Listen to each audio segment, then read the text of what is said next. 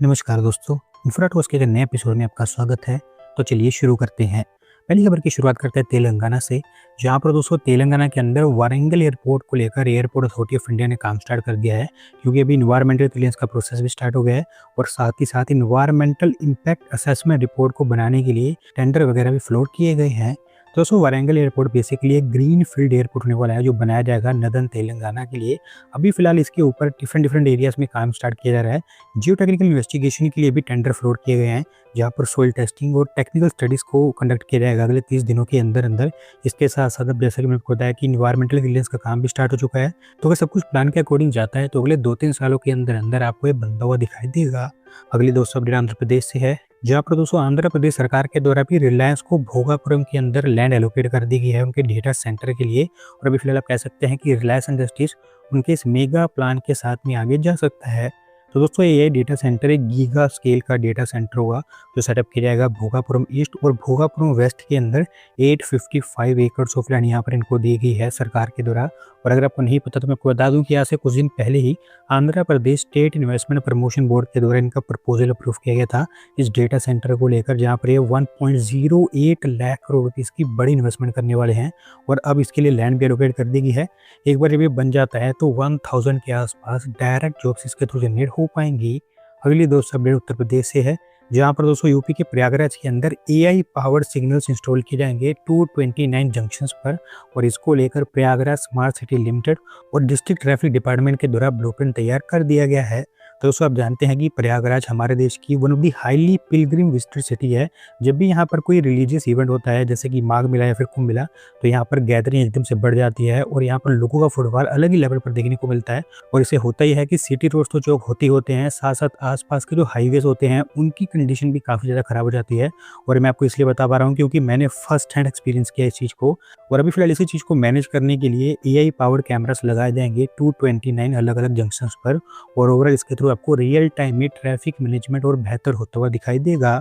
अगली दोस्तों अपडेट पुणे से है, जहाँ पर दोस्तों पुणे रेलवे स्टेशन पर भी न्यू दिल्ली रेलवे स्टेशन की तरह एक permanent passenger holding area setup किया जाएगा रेलवेज के द्वारा। और इसको लेकर रेलवेज के द्वारा एक सुटेबल लैंड पार्सल आइडेंटिफाई कर लिया गया है। तो दोस्तों जैसे कि न्यू दिल्ली रेलवे स्टेशन पर पैसेंजर होल्डिंग एरिया सेटअप किया गया है और जैसे उसके रिजल्ट्स रेलवेज को देखने को मिले हैं, उसी के बेसिस पर अब देश के बहुत सारे बड़े बड़े रेलवे स्टेशन पर आपको उसी तरह के पैसेंजर होल्डिंग एरियाज बनते हुए दिखाई देंगे। अभी फिलहाल जो पुणे स्टेशन के लिए बनेगा, इसके लिए ऑफिशियल्स ने एमएसआरटीसी पुणे स्टेशन के बस स्टैंड के पीछे 5800 square metres of land identify की है, जहां पर अगर ये होल्डिंग एरिया बनता है तो 10,000 के आसपास लोगों को ये काफ़ी इजीली अकोमोडेट कर पाएगा। Pre boarding zones, ticket counters, CCTV surveillance, security check points और डिजिटल इन्फॉर्मेशन बोर्ड्स यहाँ पर लगाए जाएंगे। इसके थ्रू ओवरऑल रेलवेज का टारगेट ये है कि स्टेशन पर फालतू की ओवर क्राउडिंग को रोका जाए, क्योंकि आप जानते हैं कि पुणे रेलवे स्टेशन पर भी डेली बेसिस पर 1.5 लाख के आसपास पैसेंजर फुटफॉल देखने को मिलता है, जिससे कि स्टैम्पेड के चांसेस यहाँ पर बने रहते हैं। और आप देखेंगे कि अगले 2 महीने के अंदर अंदर यहाँ पर काम स्टार्ट हो जाएगा और ईयर एंड तक इसको तैयार भी किया जाएगा। अगली दोस्तों अपडेट नवी मुंबई से है, जहाँ प्रोजो सिटी और इंडस्ट्रियल डेवलपमेंट कॉर्पोरेशन जिनके सिरकों के द्वारा एक इंटीग्रेटेड रेजिडेंशियल टाउनशिप सेटअप की जाएगी नवी मुंबई के अरवली के अंदर। और इसको लेकर 69 एकड़ ऑफ लैंड आइडेंटिफाई की गई है। तो दोस्तों टाउनशिप बेसिकली एक थीम बेस्ड टाउनशिप होगी, जो स्पेसिफिकली तैयार की जाएगी अरवली के सेक्टर 10 के प्लॉट नंबर 20 पर। हालांकि इसको एक रेजिडेंशियल टाउनशिप के रूप में तैयार किया जाएगा, लेकिन आपको यहाँ पर मिक्स यूज डेवलपमेंट भी होता हुआ दिखाई देगा, जैसे कि रेजिडेंशियल के साथ साथ कमर्शियल और पब्लिक इंफ्रास्ट्रक्चर स्पेसेस भी यहाँ पर बनेंगी। 21,000 करोड़ रुपीज़ के ऊपर यहाँ पर खर्च की जाएंगे। और अभी फिलहाल इसके कंस्ट्रक्शन वगैरह को लेकर टेंडरिंग वगैरह स्टार्ट हो चुकी है। अगली दोस्तों अपडेट उत्तर प्रदेश से है, जहाँ पर दोस्तों यूपी स्टेट अभी एक और एक्सप्रेसवे के लिए तैयार हो रही है, क्योंकि national highways authority of India के द्वारा गोरखपुर शामली एक्सप्रेसवे के लिए यूपी के 17 अलग अलग डिस्ट्रिक्ट्स में लैंड एग्रीगेशन स्टार्ट कर दिया गया है।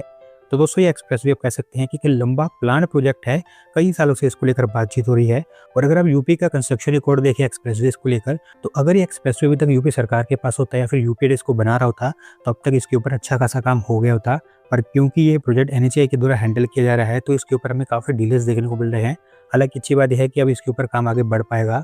ये एक्सप्रेसवे भी एक टाइप का ईस्ट वेस्ट कॉरिडोर होने वाला है यूपी के अंदर, और स्पेसिफिकली यूपी के नदन और नॉर्थ ईस्टर्न एरिया को कनेक्ट करने वाला है। 742 किलोमीटर के आसपास इसकी टोटल लेंथ होगी और ये कम्प्लीटली एक्सेस कंट्रोल्ड होगा, जहाँ पर इन बिटवीन संत कबीर नगर, सिद्धार्थनगर, बहराइच, सीतापुर, बरेली, संभल, अमरोहा, मेरठ और मुजफ्फरनगर जैसे जो डिस्ट्रिक्ट्स है वहाँ से पास होगा। इनिशियली से एक 4 लेन के एक्सप्रेसवे के रूप में तैयार किया जाएगा और फिर आगे चलकर इसे 6 लेन्स में एक्सपांड किया जा सकता है। 40,000 करोड़ रुपीज़ का इसके ऊपर खर्च आएगा और अभी क्योंकि लैंड एग्रीगेशन स्टार्ट हो चुका है, तो आपको अगले कुछ ही हफ्तों के अंदर ग्राउंड वर्क भी लॉन्च होता हुआ दिखाई देगा।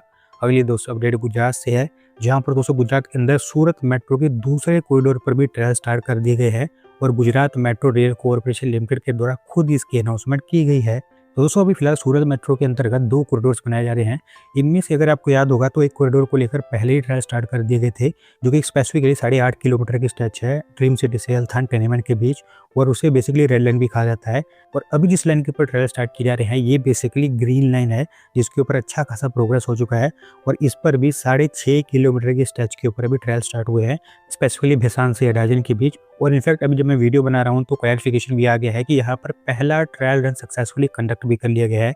होपफुली आप देखेंगे कि मेट्रो के दोनों कॉरिडोर एक ही साथ में ओपन किए जाएंगे।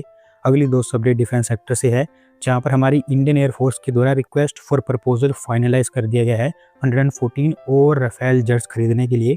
और अभी ओवरऑल कह सकते हैं कि इसके चलते पूरी डील आगे बढ़ पाएगी।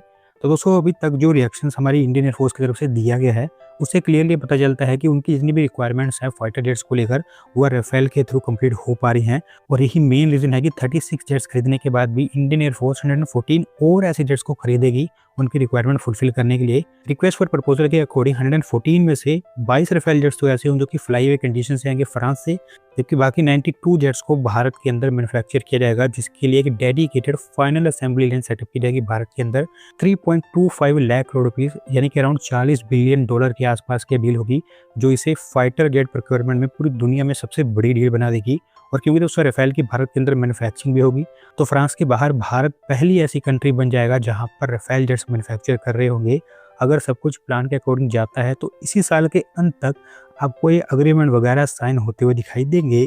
अगली दोस्तों अपडेट हमारी रेलवेज की तरफ से है, जहां पर दोस्तों रेलवेज ने पंजाब के अंदर अमृतसर जंक्शन को भी बड़े स्केल पर डेवलप करने का डिसीजन लिया है और इसके लिए रेलवेज ने 402 करोड़ रुपये एलोकेट किए हैं।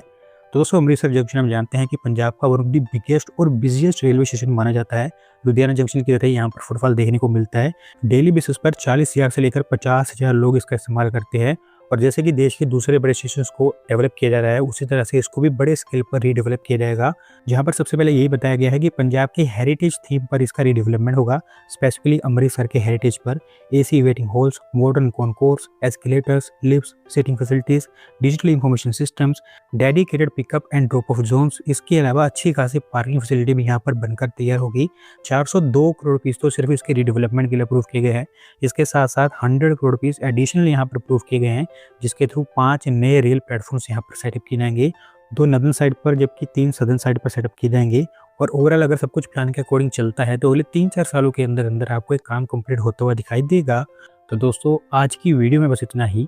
अगर आप अपनी तरफ से अपडेट सबमिट करना चाहते हैं तो डिस्क्रिप्शन में दिए गए लिंक पर क्लिक करके सबमिट कर सकते हैं। और अगर आज की वीडियो पसंद आई हो तो वीडियो को लाइक करें, चैनल को सब्सक्राइब करें। धन्यवाद वीडियो को देखने के लिए।